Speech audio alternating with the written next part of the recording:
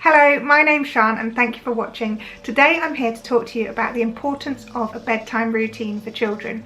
Ever since my children were really small, we've always had a bedtime routine. It's something that signals that it's bedtime. Here are my 5 top tips for a good bedtime routine. Number 1 is be consistent. Make sure it's as close to the same routine as you can get every night. For example, in our house they don't have a bath every night because my son's skin used to be really sensitive, so he couldn't have a bath every night because he would be coming out in really bad eczema. So although they don't have a bath every night, they do have everything else the same. I think consistency really is key, especially when you're trying to get them to stick to that routine. Number 2, wind down before bed. Now, it's probably not ideal to watch TV to wind down, but actually I've always found that my children will sit really nicely and quietly for say 10-15 minutes when they're just watching a cartoon and chilling out whilst going to bed. It's something that we've always kind of done before we start the bedtime routine, and it's always sort of signalled that bedtime routine. After they've chilled out and watched a bit of TV, my number 3 is have a bath. Obviously, if your child has sensitive skin like my son does, then you can't have a bath every night, but bath or shower, nice and relaxing, not too many kind of bright things, just, you know, time to carry on that chilling out, carry on relaxing, getting ready to totally wind down. Number 4 is read a book. It's quite simple. Once they've had their bath and their teeth, dried their hair, all that kind of stuff, come upstairs and sit down next to the bed and have a really nice story together. It doesn't have to be a long story. Start off with reading to them, obviously when they're too small to even look at the pictures, and then once they're old enough to read, like mine are old enough to read themselves now, so they'll either read themselves a story or we'll read to them.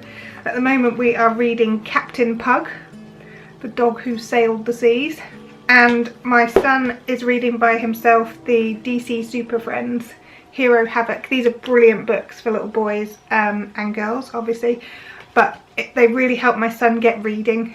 He wasn't very interested in the kind of Biff, Chip, Kipper books, and these were interesting enough and they had difficult enough words to get him reading.